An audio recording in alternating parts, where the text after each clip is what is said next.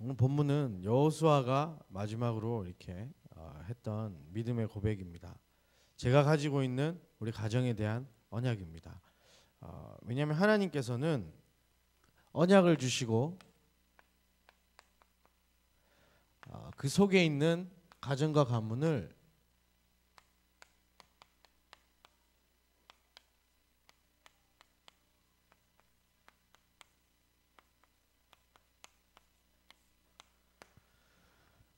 복음 명문가로 쓰실 줄 확신합니다. 우리에게 복음 주신 이유와 복음을 넘어서 우리에게 직접적인 하나님께서 주신 언약과 그 계획을 붙잡는다면 하나님께서 약속하신 대로 복음이 흘러가는 언약이 흘러가는 명문 가정으로 우리 가정을 쓰실 줄 확신합니다. 그러기 위해서 우리가 흐름을 좀 봐야 됩니다.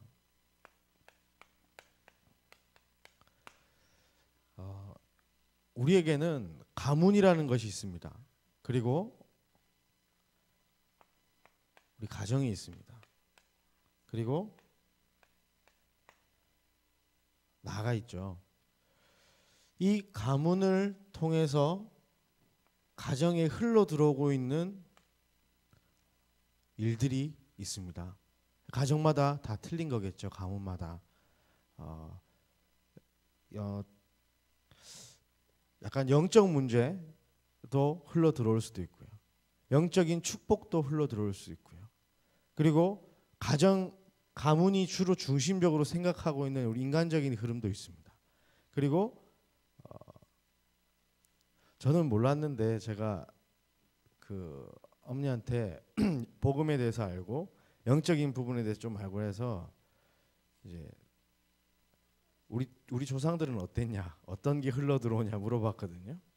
그러니까 이제 아빠 쪽은 공무원 집안이고 그 다 나라의 일을 하고 글을 쓰고 하는 이런 집안이고요.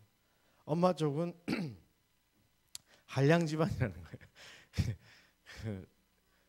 음주 가무에 능하고 예체능에 강한 이제 그런 이제 노는 집, 이제 막 글 써주고 시 써주고 가서 노래 부르고 춤추고 막 이제 이런 분들이 많았대요. 그런 흐름 속에 제가 태어난 겁니다. 육신적인 것도 그렇고 영적인 것도 그렇고 쭉 우리 가정 가문을 타고 들어오는 것이 있습니다. 그것이 지금의 나를 사실 이루고 있거든요. 그런데 오늘 우리가 기도하면서 이번 우리가 한 달 동안 우리 복음 명문가를 놓고 기도하시고 있는 분들이 많으신데 우리 가문 전체가 우리 이 가정의 흐름을 완전히 복음으로 바꿔내려면 어떻게 해야 될까요? 과연 나는 진짜 우리가 기도하면서 응답받아가고 다 계시잖아요. 가정만 돼도 약간 이게 조금 이제 힘들어지는 부분이 있고요. 가문까지 가게 되면 그 흐름은 개인이 막 바꾸기에는 사실 힘든 부분이 참 많이 있습니다. 저도 보지만 저희 가문은 외가 쪽은 지금 다 이번에 그 몇 개월 전에 이제 이모부님 돌아가시면서 완전히 모두가 무릎 꿇고 복음 앞에 다 엎드리고 신앙생활 새롭게 다시 시작했거든요. 외가 쪽은. 근데 친가 쪽이 또 아직 남아 있습니다. 이런 부분들이 다 있습니다. 예수는 믿고 있지만 하나님 앞에 정말로 우리가 복음 명문가로 쓰일 수 있을까? 우리가 진짜 기도 제목 잡고 이 흐름을 사실 바꿔내야 될 것입니다. 그렇다면 그 출발은 나인데 그래서 우리 개인의 평생 기도 제목을 사실 좀 볼 수 있어요. 찾아내야 됩니다.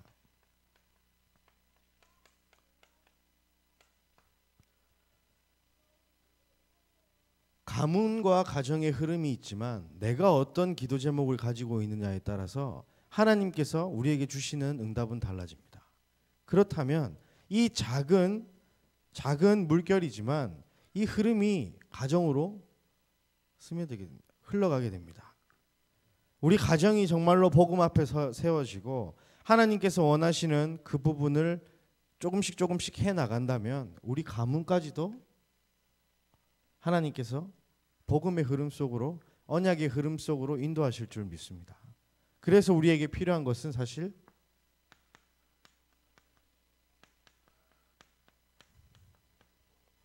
바로 영적 싸움입니다. 평생의 기도 제목을 보게 되면 이 속에서 기도 제목이 나와요. 내 개인도 보게 되면 내가 무엇에 관심을 가지고 가치관을 두느냐, 세계관을 두느냐가 이쪽에서 되게 많이 결정이 되거든요.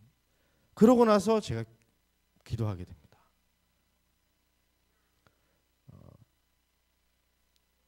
구체적으로 말씀드리면 한 친구가 있는데 지금 이제 21죠. 21인데 그 친구는 기도 제목이 뭐냐면 자기 인생의 비전부터 해서 그 마약 수사관이 되는 게 꿈이에요. 여자아이인데. 그런데 그 집안 배경을 보니까 아버님이 알코올 중독자신 거예요. 그러니까 모든 기도 제목이 그쪽으로 다 가 있어요. 자기 인생의 비전도 그쪽으로 가 있고 복음 안에서 찾아낸 거죠. 자기 가문의 영적인 싸움을 해내고 이겨내기 위해서 또 기도하다 보니 하나님께서 비전까지도 직업까지도 그쪽으로 나가게 하셔서 지금 대학도 그쪽으로 다니고 있는 걸로 제가 알고 있습니다. 이걸 찾아보게 되면 다 연결되어 있는데 영적 싸움하고 하다 보면 가정 가문의 흐름이 싹 바뀌거든요. 지금 그 집이 어떻게 되는지 아십니까? 모두가 하나님 앞에 엎드리고 이게 하나님 앞에 돌아온 척도라고 볼 수는 없지만 그 알코올 중독자셨던 그 아버님께서 주일날 새벽부터 차량 운행하시고 교회에서 왜냐? 복음이 너무 좋아서 자기가 자녀에게 상처 주는 것도 사실 미안한데 그 아이가 복음 받고 변화되는 걸 보면서 자기도 충격받고요. 그 조그만 아이가 6학년 때부터 기도했던 그게 20살이 되었을 때 응답이 되어져서 가정뿐만이 아니라 가문까지도 영향을 받치고 있거든요. 그리고 이 가정 가문을 떠나서 교회에서도 그 응답들이 막 봐지니까 여파가 그 흐름이 막 이렇게 전달되는 거예요. 그래서 정말 우리가 어떤 기도 제목을 가지고 우리가 살아가느냐, 어떤 기도 제목을 가지고 우리 후대들에게 언약을 전달하느냐, 우리 가문에게 전달하느냐, 그것이 정말로 중요한 부분인 것 같습니다. 감사하게도 이번 주 우리 지금 계속해서 강단 말씀과 또 새벽기도 수요 예배 이렇게 유현동 목사님 말씀 계속 주시고 기도 수천 말씀 계속 보는 가운데 보니까 계속 가정 가문 언약 그 흐름 여기에 대해서 계속 말씀해 주시고 계십니다. 그래서 정말 이번 주간에 우리 가정과 가문에 대한 언약을 확실하게 붙잡고 하나님 앞에 결단했으면 좋겠어요. 오늘 우리 읽은 본문에 보면 오직 나와 내 집은 여호와를 섬기겠다. 여호수아가 결단했거든요. 온 민족 백성들 앞에서 딱 그 얘기를 해요. 그래서 너희도 결정해라 지금 할 정도로 여호수아는 그 굳게 하나님에 대한 이제 언약을 갖고 있었습니다. 그렇다면 우리가 이번 한 주간 봤던 언약의 흐름에 대해서 잠깐 보겠습니다. 이 언약의 흐름을 보게 되면 공통점이 있는데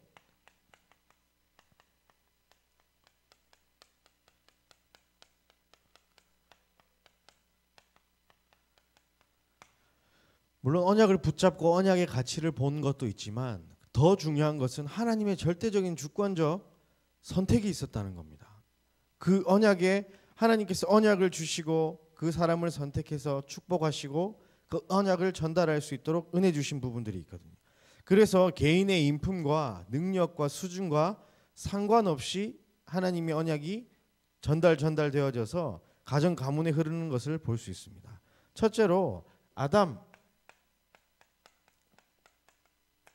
아담부터 셋 라멕에게 창세기 3장 15절 말씀이 언약이 주어졌습니다. 여자의 후손을 보내서 내가 너희를 구원할 것이다. 그 언약을 주시고 이 가정 가문에 언약이 흘러 들어가게 만듭니다. 그리고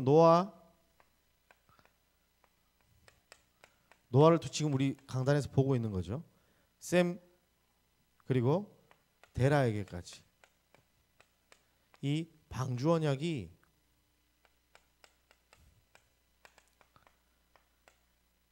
언약으로 하나님께서 이것을 주고 계십니다. 그래서 이 대를 이어서 계속해서 하나님께서 언약을 이어나가시는 모습을 볼 수 있습니다. 그리고 이 데라의 후손이 누구냐면 잘 아시는 아브라함입니다.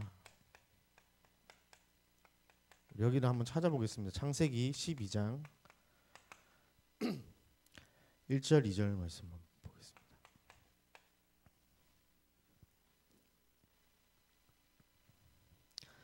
여호와께서 아브라함에게 이르시되 너는 너희 고향과 친척과 아버지의 집을 떠나 내가 내게 보여줄 땅으로 가라. 내가 너로 큰 민족을 이루고 내게 복을 주어 내 이름을 창대하게 하리니 너는 복이 될지라. 지금 이렇게 하나님의 절대 목표는요, 예수 그리스도 메시아입니다. 그렇죠? 그런데 지금 저희가 말씀드리고 싶은 것은 이 가정과 가문에 흐르는 구체적인 언약이 다 달랐다는 겁니다. 다 예수 그리스도를 의미하죠. 하나님의 언약, 복음을 얘기하고 있는데 그 가정과 가문에 흘러가는 구체적인 언약이 있었다는 겁니다. 우리가 이 언약을 사실 찾아내야 되거든. 지금 우리 원단 보면 우리 전체 메시지가 가는 것도 보면 하나님의 절대 목표 있죠. 그리고 나에 대한 하나님의 사명. 마찬가지로 우리 가정에 대한 하나님의 언약이 사실 있어야 되는 겁니다. 막연히 나는 세계복음화 이런 게 아니고요. 우리 가족은 세계복음화 이게 아니라 하나님께서 주신 정확하게 구체적인 하나님의 언약이 있는가 없는가는 사실 많이 차이가 납니다. 그래서 이번 주간 계속 기도하면서 특히 이번 5월 달에 우리 가정의 달을 맞이해서 진짜 우리 가정 가문이 이어가야 할 하나님의 구체적인 언약은 과연 무엇일까 한번 찾아보시길 바랍니다. 그리고 이 언약이 이삭에게 전달되어졌습니다. 창세기 22장 13절 14절 말씀 우리 한번 찾아보겠습니다.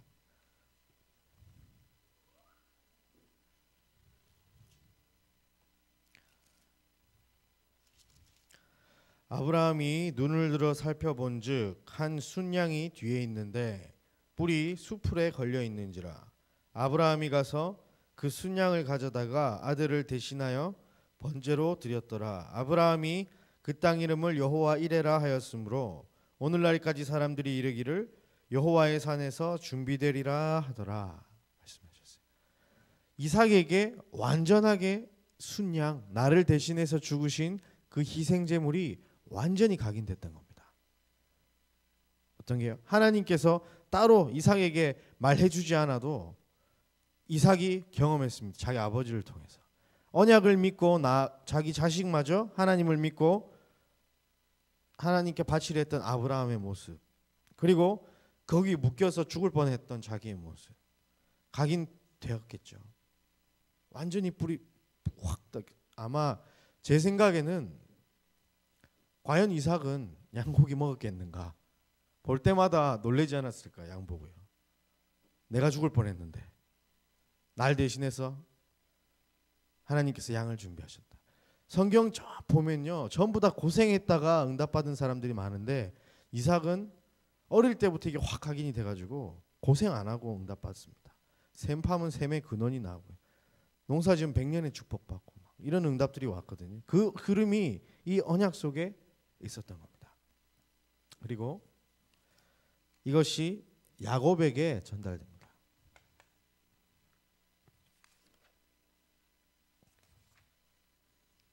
오늘 우리 기도 수첩 말씀이죠. 창세기 28장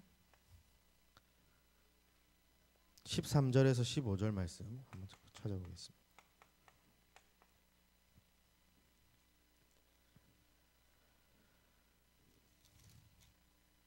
창세기 28장 13절에서 15절 말씀입니다. 또 본즉 여호와께서 그 위에 서서 이르시되 나는 여호와니 너의 조부 아브라함의 하나님이요 이삭의 하나님이라. 네가 누워 있는 땅을 내가 너와 내 자손에게 주리니 내 자손이 땅의 티끌같이 되어 내가 서쪽과 동쪽과 북쪽과 남쪽으로 퍼져 나갈지며 땅의 모든 족속을 너와 내 자손으로 말미암아 복을 받으리라. 내가 너와 함께 있어 내가 어디로 가든지 너를 지키며 너를 이끌어 이 땅으로 돌아오게 할지라. 내가 내게 허락한 것을 다 이루기 전까지 너를 떠나지 아니하리라 하신지라. 이런 언약들을 구체적으로 하나님께서 가정 가문 속에 주시고 개인에게 이렇게 흘러가게 만들었던 겁니다. 그래서 이분들은 사실 흔들리지 않을 수 있었던 것 같습니다. 그리고 이 언약의 바톤이 우리 오늘 새벽 예배 때 말씀 주셨는데 유다에게 이렇게 흘러갑니다. 이 성경은 찾아보지 않겠습니다. 유다를 통해서 베레스의 어머니는 다말이죠. 그리고 이 다말 이후에 또 보아스는 이제 라합의 교부에 있고요. 그리고 자녀가 오벳은 룻, 그리고 2세 다윗이 나오고 마지막에 예수 그리스도가 마리아의 뱃속에서 이렇게 나오게 됩니다. 네, 이 흐름을 오늘 새벽에 말씀 딱 주셨는데요. 여기 보면 이방 여자들이 막 나와요. 예수님 족보에 대단한 사람들이 나오는 것이 아니라 손가락질 당하거나 좀 약간 이상한 사건이잖아요. 다말도 그렇고, 그다음에 라합은 또 기생이고요. 룻은 이방 여인이고, 마리아는 세상 사람들을 봤을 때는 혼전 임신하는 그런 사람이잖아요. 그런데 예수님 그리스도의 언약의 계보가 이렇게 흘러가고 있습니다. 가정과 가문에 이 처음 주셨던 창세기 3장 15절 여자의 후손을 보내서 구원하시겠다, 이 언약을 주시고 이 원시적인 복음을 주시고 그것을 이루어 나가시기 위해서 하나님께서 이 수많은 사람들과 이 가정과 가문을 통해서 쭉 이어 내려오는 것을 볼 수 있습니다. 성경에는 많은 얘기가 나오거든요. 그런데 이면에 이 언약 족보에 대한 이야기가 참 많이 있습니다. 그래서 이 언약을 타고 하나님의 일, 곧 메시아가 오시는 하나님 언약의 성취가 되는 메시아가 이 땅에 오시는 일이 천천히 준비되고 있었고 지금은 그것이 이루어졌단 말이죠. 그래서 이 언약의 흐름이 우리 가정 속에 우리가 찾아낸다면 과연 어떨까요? 예수가 그리스도라는 사실, 영원한 언약, 복음, 이것은 우리가 이미 알고 있습니다. 하나님의 절대 목표가 이곳에 있다는 것을 우리도 다 알고 있습니다. 그런데 여기에서 우리가 넘어서 정말 언약의 가치를 알고 우리 가정의 구체적인 언약을 찾아내야 되겠습니다. 우리 가정만에게 주시는 하나님의 약속. 저희 어머니 지금 미국에 가 계셔서 돌아오면 좀 얘기를 한번 해보려고 그래요. 저랑 어머니랑 제 남동생이 있는데 우리 가정에 하나님 언약을 붙잡자. 나중에 내가 결혼해서 가정 만들면 내가 진짜 붙잡고 기도할 기도 제목은 언약은 내가 마음속에 굳게 잡고 있는데 지금 우리 세 가족이 언약이 없는 것 같아. 좀 얘기해 보려고 그래요. 왜냐하면 이 가치와 이 부분들에 대해서 우리가 너무 많이 상실하고 있는 것 같아요. 제가 지금 많은 후배들과 또 동기들과 이야기를 많이 해봐요. 우리 교단과 타 교단의 차이가 뭘까? 막 이런 생각. 타 교단은 희한하게 성경은 보잖아요. 그런데 메시지가 없어요. 그런데 반대로 우리는 메시지는 있는데 성경을 안 본다. 언약을 안 잡아요. 메시지만 기억하지 하나님 말씀을 안 잡는다니까요. 그게 난 이거 우리 정말 갱신하고 우리가 정말 생각해봐야 할 부분이다. 20년 30년 뒤에 되면 우리가 진짜 목회 현장에서 뛰게 될 건데 우리가 지금부터 준비하지 않으면 이건 나중에 안 될 것 같다. 어마어마한 메시지는 많지만 제가 지금 목사고시를 준비한다고 설교문을 준비를 하래요. 그래서 이제 딱 하는데 어떻게 해야 될지 이게 너무 고민이 되는 거예요. 설교는 하라 그러면 하면 되잖아요. 그렇잖아요. 성경책 없이 가가지고도요. 갑자기 제가 첫 설교가 어디였냐면 대학 전도학교였습니다. 갑자기 대학 전도학교 참석해 있는데 강사하시는 목사님이 갑자기 차편이 안 돼가지고 못 오시는 거예요. 그런데 사역자가 아무도 없었고 갑자기 그 저 대학생이 한 분이 오시더니 신학생이시죠. 메시지 좀 하시죠. 그래 얼떨결에 불려 나가가지고 한 40분 동안 막 혼자 주저리 했던 것 같아요. 근데 그때도 뭐 그렇게 했지만 지금도 메시지는 뭐 이렇게 한단 말이죠. 뭐 잘하지는 못하지만 할 수 있단 말이에요. 그런데 성경을 가지고 진짜 정확하게 우리가 이 메시지를 적용하고 내 마음속의 언약으로 붙잡고 가정에 딱 굳게 이런 게 안 되는 것 같더라고요. 제 친구들하고도 얘기해 보면 항상 그 얘기예요. 언약 말씀의 흐름, 메시지의 흐름은 다 갖고 있는데 정작 하나님의 능력의 말씀은 안 보는 사람들이 되게 많은 것 같아요. 우리 가정도 보면 세계복음화를 위해서 지금도 그렇게 쓰임 받고 있지만 그거보다 진짜 하나님께서 원하시는 언약을 딱 붙잡고 기도한다면, 약속을 붙잡고 기도한다면 완전히 그 응답은 달라질 거라고 저는 확신합니다. 그래서 여기 모든 성도님들이 가정의 가문의 언약을 깊이 한번 생각해 보시고 찾아보시길 바랍니다. 그러려면 우리 가정에 흐르는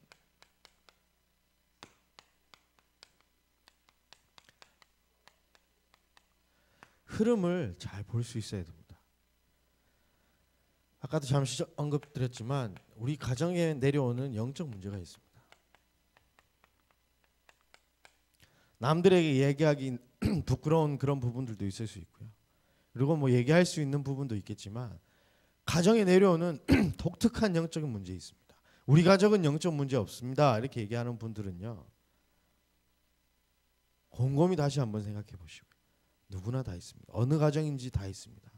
복음 몰랐던 가정에 내려오는 영적인 흐름이 있고요. 그리고 복음을 알고도 우리가 축복도 있겠지만 알면서도 잘 안 바뀌어지는 우리 가정의 흐름이 있다니. 가정 가문의 흐름이 있습니다. 그것을 사실 우리가 깨뜨려내야 되지 않겠습니까? 만약 다행히 완전 복음의 흐름이다. 그럴 분들이 과연 그런 가정이 몇 가정이 있겠냐마는 그러면 뭐 상관없지만 그게 아니다고 하면요. 정말 우리가 이걸 제대로 봐야 됩니다. 그래서 복음으로 이것을 끝내고 나부터 시작해서 우리 가정으로 이 언약이 흘러 들어갈 수 있도록 가문까지 이어질 수 있도록 우리가 찾아내야 되는 것이죠. 그러려면 무작정 그냥 기도하는 게 아니고 우리 가정의 역사하는 흑암을 꺾어야 되지 않습니까?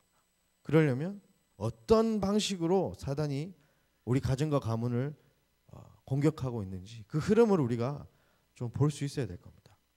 그리고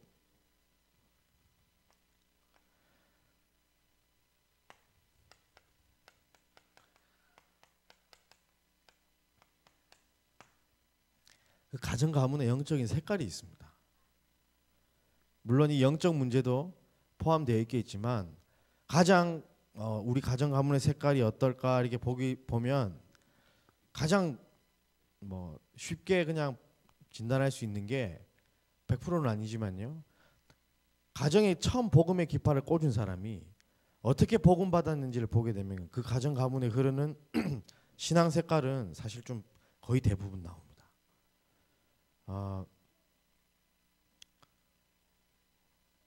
남 얘기는 할 수 없으니까 저희 집 얘기를 계속하게 되는데 저희 집은 어떤 흐름 속에 있으신 것 같습니까? 그냥 보기에 찬양하는 그런 흐름 속에 있어요. 그게 제가 왜 그럴까 이렇게 봤는데 어머니께서 어렸을 때 예수 믿는다고 핍박을 너무 많이 받은 거예요. 그러니까 외할아버지한테 맨날 맞고 외삼촌이 엄마 죽인다고 막 찾으러 다니고 그래서 이제 낮에는 집에 있다가 밤 되면 교회에 와서 자는 거예요. 어머니가 피해야 되니까. 술 먹고 갖고 막 때리고 막 죽이려고 그러고 막 그러니까 그래서 밤마다 울면서 피아노 치면서 신앙생활을 했던 이제 그렇게 해서 본인이 지금까지 믿음 지키고 가문 복음화를 인원 나가서 외가는 다 지금 복음 받았거든요. 그러다 보니 우리 가정은 찬양 쪽에 되게 많이 있습니다. 보면 안 시켜도 희한하게요. 전부 제 동생 흉을 좀 보면 없으니까 말씀하지 마십시오. 교회 예배는 빠져도요 혼자 찬양하고 있더라니까. 이제 이게 가정의 흐르는 흐름입니다. 영적인 흐름입니다. 신앙생활은 잘 못하는 것 같은데 혼자 막 찬양 곡 쓰고 있고 막 그래요. 그게 왜 그러냐? 이 가문은 타고 내려온 이 흐름이 있거든요. 색깔. 곰곰이 한번 생각해 보십시오. 가만히 그냥 지나치면 잘 모르는데요. 있습니다. 신비 좋아하는 집안이 있습니다. 그러면요. 부모님부터 해서 자녀까지 다 이게 영향이 되고 비슷하게 가요. 봉사 좋아하는 집안 가면요. 아버지가 막 봉사하고 있으면 자기도 하고 있고. 보통 보면 이건 웃긴 얘기지만 성가대 하시는 부모님 있으면 자식도 성가대 합니다. 그렇게 흘러가요. 신앙의 색깔이 그렇게 간다니까요. 이거 한번 확인해 보시기 바래요. 진짜 내가 복음을 이뤄가고 있는 복음 명문가의 흐름을 우리 가정이 누리고 있는가? 어떤 색깔을 가지고 우리가 신앙생활을 하고 있는가? 또 막 기도 열심히 해야 된다 그런 집 있거든요. 그러면 진짜 기도 열심히 해요. 또 보면 아이들도 어떻게 해야 될까요? 보면 깜짝깜짝 놀라는 게 어제였나요? 사모님? 어제였나요? 저희 그 앞에 차에서 사모님께서 신발을 이렇게 하고 계셨거든요. 신발을 이렇게 벗으셔서 이렇게 그 돌멩이가 들어간 지 탁 털고 계셨어요. 그런데 믿음이가 갑자기 차에 가더니 바로 신발을 벗더니 탁탁 털는 거예요. 그거를 그새 보고 따라한다니까요. 다윗이도 따라해요. 아까도 다윗 믿음이 여기서 막 악기 연주를 하고 있어. 그런데 내가 누가 가르쳐줬어 하니까 형아가 다 보고 배우고 전달되는 거예요. 어린아이 때부터. 그러다 보니 30년 40년 우리가 가정에 살았던 이 부분이 복음을 알아도 복음을 깨닫고 있어도 그 영향 안에서 우리가 못 벗어나는 경우가 진짜 많습니다. 진짜 많아요. 그래서 그 부분을 진짜 우리가 제대로 진단하고 우리가 한번 진짜 제대로 된 영적인 싸움 한번 해봐야 될 것입니다. 그리고 무서운 사실은 후대들이 직면한 문제들이 있습니다.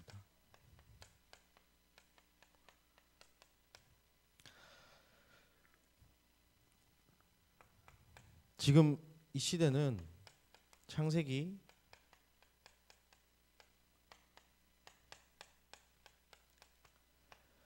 이때 시대와 똑같이 흘러가고 있습니다. 지금 3장 6장은 우리가 이번 강단을 통해서 계속해서 보고 있고요. 이번 주일에는 우리 11장에 대해서 또 나올 텐데 세상이 지금 이렇습니다. 하나님 필요 없다. 내가 하나님처럼 될 수 있다. 자기 마음대로 타락해버리고 살아가는 시대입니다. 오히려 하나님을 대적하는 시대. 내가 하나님 될 수 있다고 말하고 있습니다. 공공연하게.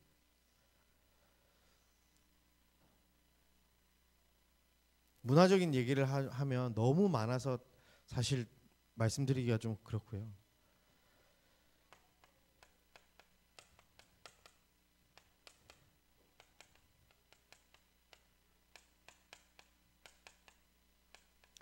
사도행전 13장, 16장, 19장에 문화 가운데 다 빠져 있어요. 귀신 문화, 점술 문화, 타락 문화, 음란 문화, 뭐 정말로 하나님과 대적할 수밖에 없는 것을 문화화 만들어서 후대들을 사로잡고 있습니다.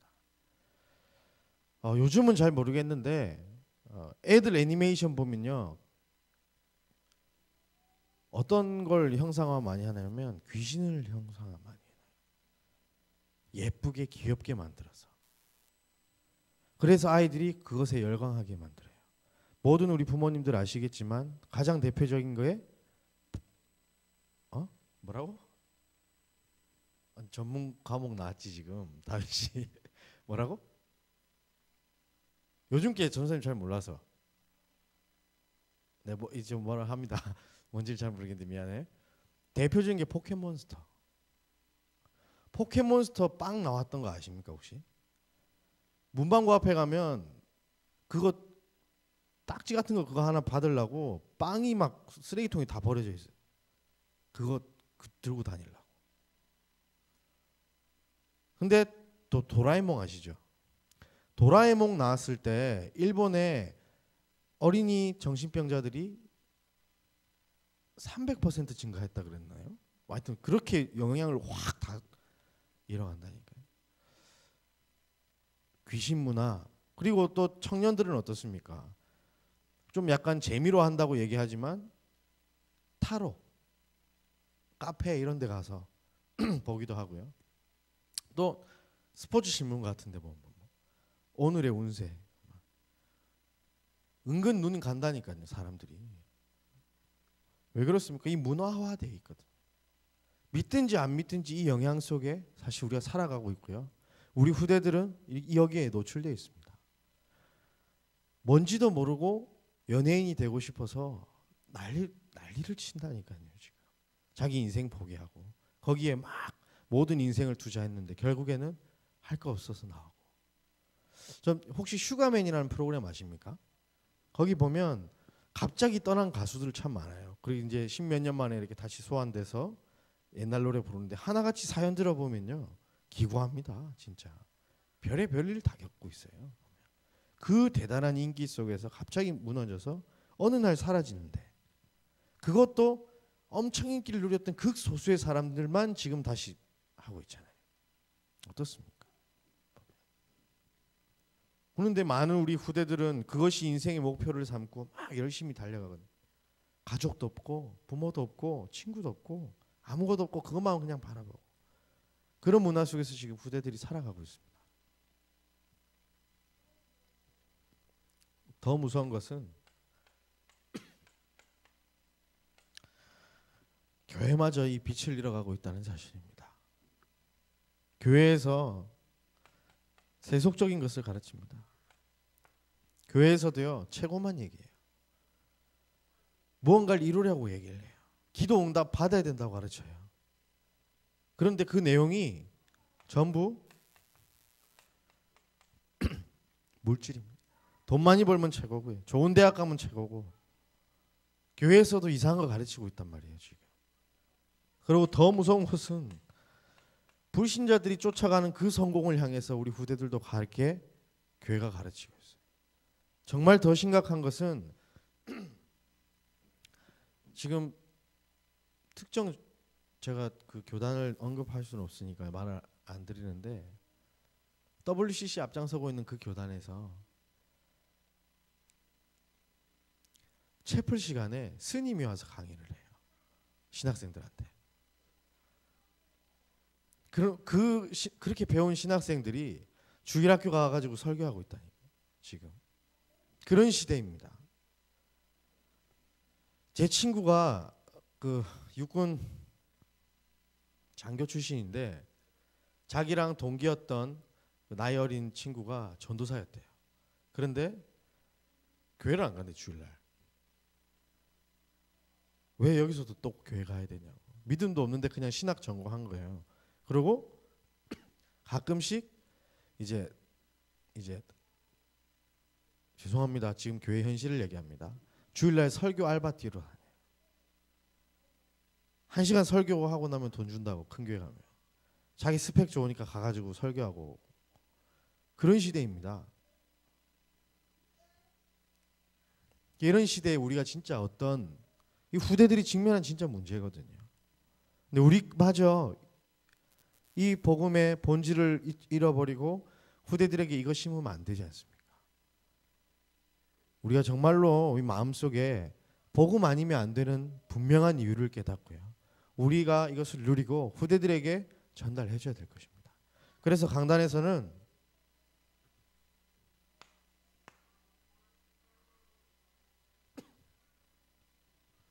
영적 모델이 되라 그랬습니다. 바로 증인이죠. 이것이 참 교육이라고 했습니다. 그래서 우리가 딴 거 아니라 언약 누리는 모습을 후대들에게 증거로 보여줘야 될 것입니다. 오직 예수 아니면 안 되는 분명한 이유를 보여줘야 됩니다. 말로만 예수는 그리스도 모든 문제 해결자 아니고요. 우리 가정에 일어나는 모든 문제를 예수 그리스도로 풀어내는 모습들을 우리 후대들에게 보여줘야 되는 겁니다. 육신적인 것도 우리 후대들은 보고 바로 따라하거든요. 영적인 것도 반드시 우리가 그 모습을 보여주면 따라할 줄 믿습니다. 그것이 지금 만들어져서 우리 가문의 영적 색깔이 돼 있다니까요. 그리고 말씀에 이끌려서 살아가는 인생.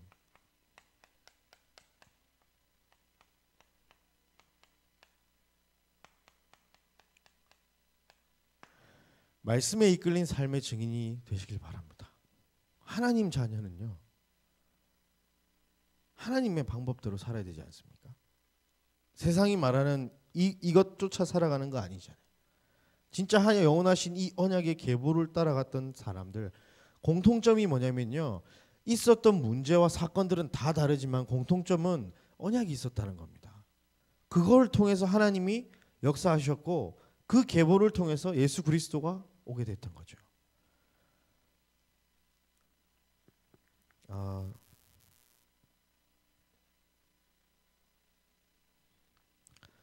사실 좀 이런 말씀 드리기 좀 죄송하지만 사실인 게, 그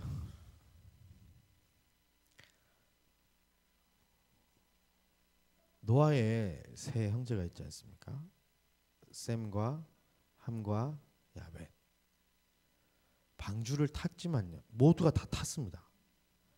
그런데 함은 어떻게 됐죠? 저주받았죠.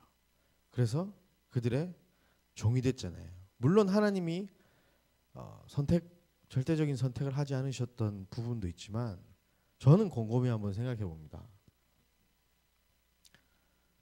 노아에게도 책임이 있다. 왜냐면요, 그걸 못 보여줬던 것 같아요. 함에게. 나름대로 했겠지만 그것이 전달 안 되어졌던 것 같아요. 좀 사실 좀 이번에 가정에 대한 언약과 기도 제목 붙잡고 배우자와에 대한 이제 기도 제목도 붙잡고 기도하고 있는데 그런 생각이 들더라고요. 노아도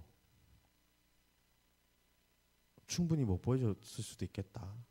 노아에게도 어느 정도 책임이 있다. 물론 노아 잘못이라고 얘기할 수는 없지만 노아에게도 책임이 있다. 부모로서 이걸 확실하게 못 해줬다. 물론 셈과 야벳은 바로 그것을 가치를 바로 전달받았기 때문에 응답의 대열 속에 들어갔죠. 하지만 물론 뭐 자녀가 자기 마음대로 되는 건 아니겠지만 어느 정도 책임이 있지 않나 이런 생각이 듭니다. 우리가 말씀대로 살아가서 응답받는 것을 후대들에게 보여줘야 될 것입니다. 그리고 하나님의 자녀는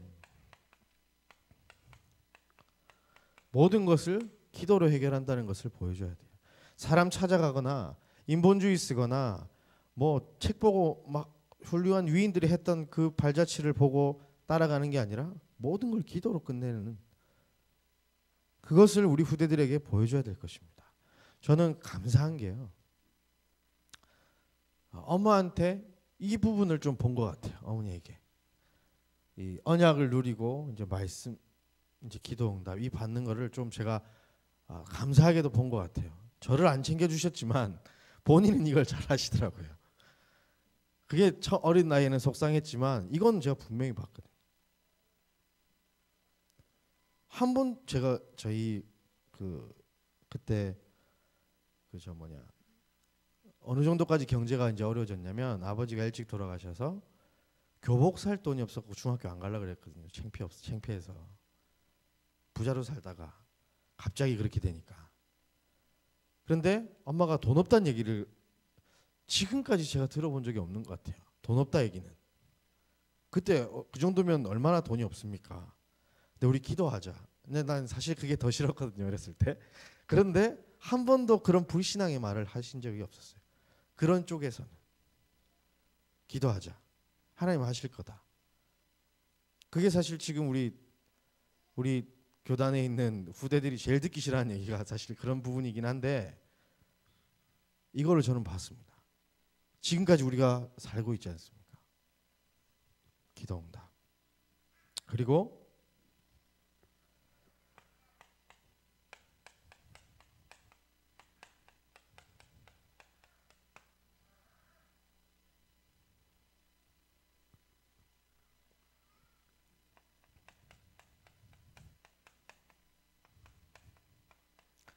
전도와 선교, 제자와 후대 세우는데 인생을 드리는 것을 후대들이 보아야 됩니다.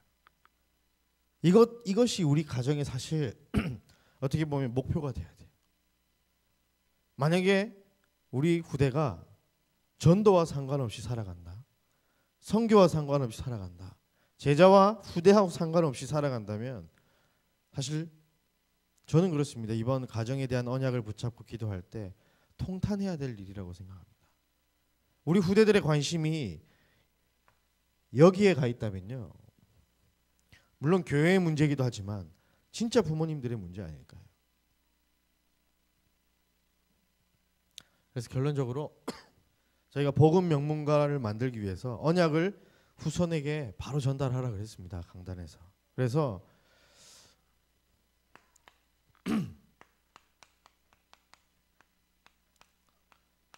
가정의 언약을 두고 진짜 깊이 한번 기도해 보시기 바래요. 저는 오늘 읽었던 본문이 제가 나중에 꾸려낼 우리 가정에 대한 언약으로 삼고 지금부터 기도하고 있습니다. 어떤 일이 있을지라도 오직 할 수 있는 가정 가문을 만들겠다는 것이 제 기도 제목입니다. 굶어 죽어도 되고요, 가난하게 살아도 되고, 애가 멍청해도 되고요, 뭐 못해도 됩니다. 하지만 오직 예수 그리스도 할 수 있도록 키우겠다. 그것이 제 기도 제목입니다. 이제 그래서 이제 결혼하기 힘든데 뭐 아무튼 그렇게 있습니다. 아무튼 가정의 언약을 붙잡아 보시길 바랍니다. 그리고 우리 후대들에게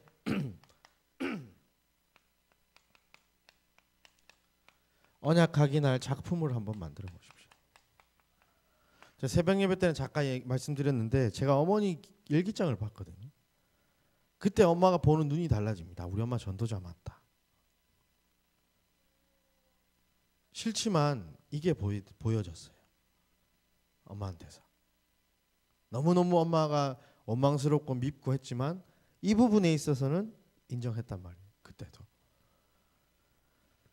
진짜 우리 후대들에게 각인할 뭔가 작품 남겨보시길 바래요. 일기장도 좋고요, 글도 좋고, 아니면 불러다가 어떤 편하게 간증도 한번 해보시고 이야기도 한번 해보시고 터놓고 진짜 이 복음 언약에 대한 소통이 사실 후대들과 필요한 줄 믿습니다. 마지막으로 이것을 가훈이나 가풍으로 만들어서 우리 가정부터 이 영향권에 있도록 만드시고 나중에는 가문에게까지 이어져서 할 수 있도록, 우리 위에는 힘들어도요 앞으로 우리 후대들은 이 영향 안에 있을 수 있도록 우리가 이 흐름을 만들어내야 됩니다. 그 목사님께서 우스갯소리로 말씀하셨던 부분 중에 그 집이 가서 예배 드리는지 안 드리는지 개보만 한다 그러잖아요. 예배 시간에 자꾸 개가 짖으면 평소에 예배 안 드리는 집이라고. 후대들 똑같습니다. 주일학교에서 딱 이렇게 보잖아요. 앞에서 제가 메시지 딱 하고 있으면 아이들이 상태가 이게 딱 있어요. 이렇게 하는 애들이 있고 저렇게 하는 애들이 있어요. 딱 보면 집에서 어떻게 하는지 사실 대충 보입니다. 렘넌트들 만나서 고민 상담 들어보면요, 부모님들이 과연 어떨까, 어떤 흐름 속에 있는지 그냥 바로 보입니다. 왜냐? 이런 표현하기 좀 그렇지만 미니어처가 돼서 나와 있잖아요. 똑같이 그대로 복사해서 찍어놓은 것처럼 그 문제 그대로 가지고 후대들이 자라나고 있다. 정말 우리가 이번 기회에 진짜 언약 찾고 언약 누려서 우리 후대들에게 복음 각인해서 하나님께서 원하시는 언약 속에 있는 복음의 명문가를 만들어내는 최고의 축복된 한 주간 되었으면 좋겠고요. 가정의 달이 되었으면 좋겠습니다. 기도하겠습니다.